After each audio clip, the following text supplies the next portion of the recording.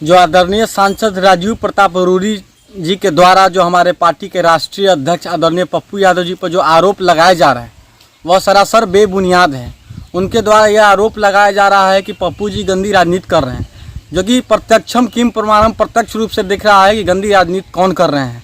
जब पप्पू यादव जी जाते हैं अमनौर उनके गाँव में और जब लगभग 30 से ज़्यादा एम्बुलेंस दबे पड़े रहते हैं, छिपाए हुए रहते हैं, और जब उसको सार्वजनिक करते हैं और जब मीडिया के सामने लाते हैं तब वो पत्र जारी करते हैं और यह बतलाने का काम करते हैं कि हमने एक दिन पूर्व में 6 तारीख को जिला अधिकारी को पत्र लिखा है।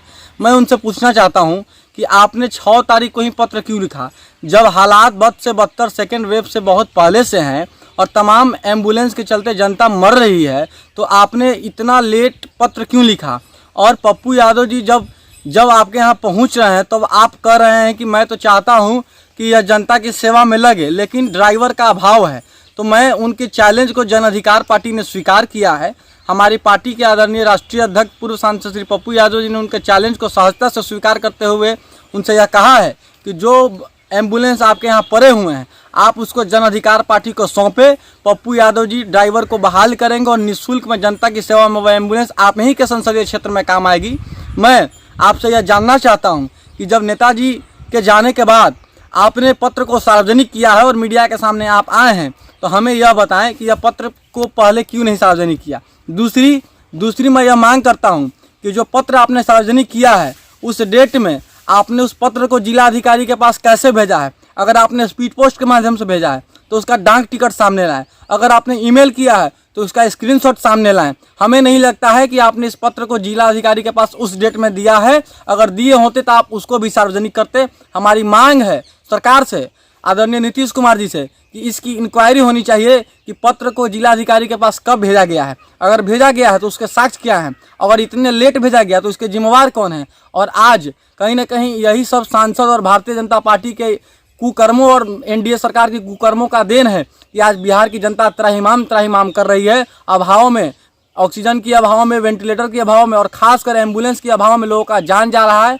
आज एम्बुलेंस वाले औने पौने दाम में मरीजों के साथ दुर्व्यवहार कर रहे हैं, उन्हें मनमाना पैसा वसूल रहे हैं, जिसके कारण आज यह स्थिति है। और एक सांसद के घर में सैकड़ों एम्बुलेंस यूँ पड़े हुए हैं जो कोई यूज नहीं आ रहा है। मैं आदरणीय सांसद श्री राजीव प्रताप रूडी जी से कहना चाहता हूं कि अगर आप में हिम्मत है तो आप अभिलंब जन अधिकार पार्टी के हाथों में वह एम्बुलेंस को सौंपने का काम करें। जन अधिकार पार्टी उसका सदुपयोग करेगी, वह जन सेवा में काम आएगा, ना कि सिर्फ और सिर्फ सियासी राजनीति, रोटी सेकने का काम जो घिनौनी राजनीति आप कर रहे हैं या दूसरे पर आरोप लगाते हैं। आप कहते हैं कि एक और पप्पू यादव जी अपने आप को गंदी राजनीति करने में व्यस्त किए हुए हैं, वहीं आप आरोप लगाते हैं कि वे मधेपुरा से छोड़कर मधेपुरा में राजनीति करें, छपरा में ना है, सारण में ना है। तो मैं आपको यह बताना चाहता हूं कि पप्पू यादव जी एक पार्टी के राष्ट्रीय अध्यक्ष हैं। हमारी पार्टी बिहार में हर विधानसभा और लोकसभा सीटों पर चुनाव लड़ती है।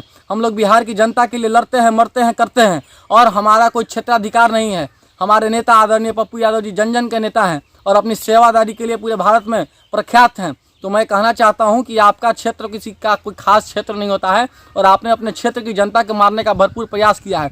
जिन आपके क्षेत्र में जो लोग भी एम्बुलेंस के अभाव में जिनका निधन हुआ है या जिनसे मनमाना पैसा वसूला गया है, मैं उनसे मांग करता हूं कि वह सांसद राजीव प्रताप रूडी पर FIR करे और जिनकी जाने गई है वह 302 का मुकदमा राजीव प्रताप रूडी पर करे। और जहाँ तक बात रहा पप्पू यादव जी, तो पप्पू यादव जी ने आज देश और दुनिया को यह बतलाने का काम किया है कि कैसे एक सांसद के घर में जो जनता का गाही कमाई से पैसा से सांसद फंड से वो एम्बुलेंस लेकर पढ़ रहे हैं, लेकिन उसका कोई सदुपयोग नहीं हो रहा है। तो ऐसे नेताओं को सबक सिखाने की आवश्यकता है और जन अधिकार पार्टी उनके चैलेंज को सहजता से स्वीकार करती है।